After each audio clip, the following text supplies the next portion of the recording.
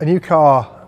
actually starts a lot earlier than people think it does. And the W10, our 2019 car, started actually in the dying months of 2017. The earliest parts of that new project are the chief designers of the power unit over in HPP and the chief designer of the chassis in Brackley getting together to set out what their aims and goals are for the new car, to try and figure out what the opportunities were, to find performance that wasn't possible to build into the last one, but which we know would be difficult and long-winded, and therefore we got to start really early thinking about those things. So early work is the chief designers meeting and a group of very experienced engineers in both companies called the concept group that just try to weigh up lots of different options very, very roughly so that we can see the type of thing we might wish to bring to a new car. In the popular imagination, the winter is somehow quieter than the racing season. The truth is it's never quiet. The truth is it stays really busy throughout the whole year. You're conceiving and designing the new car during the racing season itself, and then the winter is the point of the year where all that starts to come together, where all the hardware is arriving at the factory, ready to be tested initially as individual components, then as sub-assemblies, then as major sub-assemblies, and then as a final car. But long before the hardware ever got to the car, there were design offices burning midnight oil, releasing hundreds of drawings a day, and production guys and planners and buyers just working frantically to try and get this huge volume of new material into the factory in time for it to be assembled up. And then once the hardware starts to pitch up in the factory, the torch is handed over to the people that build it, the people that test it, the groups that ensure that by the time we finally start turning a wheel on a track, that pretty much every part of the car has been fooled into thinking it's on a track and has done thousands of kilometers of running under the sort of loads and temperatures and fatigue cycles that it will see when it's being used in anger. The first fire up it's an interesting event because everyone can hear it. You've had a factory which has fallen silent for a few weeks from the end of the last season to this moment where an engine leaps into life in the factory again. And so even if you're not down in the build shop where the race team have assembled up with the help of others, the central core of the car, the hydraulic system, the fuel system, the cooling system, the chassis, the power unit, the transmission, they've assembled up the core of the car. It doesn't look much like a racing car yet. It looks a bit more like Arnie Schwarzenegger once you've torn all his skin off and you've just got the sort of Terminator beneath. It's the first point where you've got something that can actually leap into life. So everyone around the factory, even if they're not there, they hear it, and so it has a certain emotional impact on us because a motor is running in the factory. In the current world, the fire up of the car is about halfway through all of the sub-component testing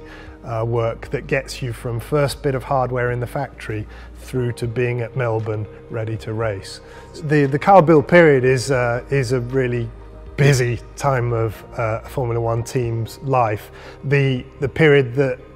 immediately preceded the build, which is the manufacture, is similarly difficult and busy, and the design that created that also, loading the team to its hilt. It's a sort of phased thing where different parts of the team feel that pressure coming on their shoulders, they do their part, and the next part of the team then picks up the load and carries on.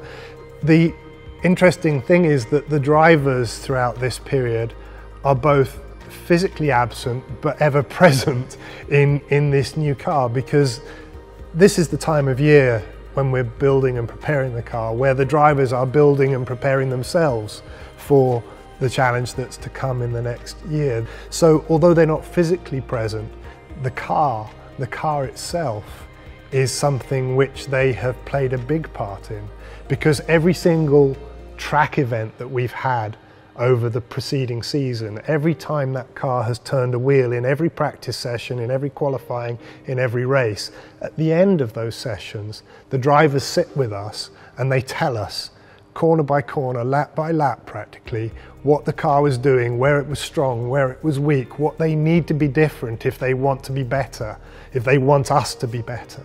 And we write all those things down and we pore over them and we try to compile them into a picture that we can then build into this new car. So they're not physically present, but their voices are built into our program and our designs in a way that we hope when we start turning our wheels in Barcelona, they will pick up the car and they will see the way in which we've responded to the weaknesses and the strengths that were fed back to us over the previous year. Ahead of us, the two really key winter tests, but before that, the shakedown. The shakedown is a very limited number of kilometers that we get to do with the car ahead of those two winter tests. And the shakedown is our first opportunity to find out whether everything we did in the factory has actually prepared a car that's capable of going around a track. And the shakedown is our last opportunity, our last significant opportunity to make sure that the all-important 8 days of winter testing, just 8 days, that they are as useful to us as they can possibly be. And we don't want those 8 days interrupted by any form of problem that subtracts from our opportunities to maximize our track running. So the shakedown is vital for us as the sort of final tick in the box to say, yep, good job everyone, we're ready to go in winter testing. And it is a shame in some ways that the critical nature of that hurdle, the are we ready part, overshadows to a degree the emotional impact of the fact that this is the very first time this brand new car, the recipient of so much love and attention, is actually on a track. And it's more, let's make sure that we've got everything ready, that we use those precious kilometers, and that we go home at the end of that solitary day happy that we're ready for Barcelona. And it tends to be that the significance of the achievement, the bringing together of all those thousands of bits in harmony for the first time and going around a track, tends to be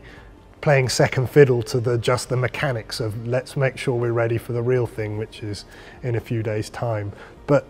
normally by the time you're going to bed that night, if it went well and the relief has sort of washed over you at that point, there is time to reflect on the beautiful thing that has been created and to hope that that beautiful thing will be strong enough and have the sort of performance necessary to realise the hopes that have been invested in it.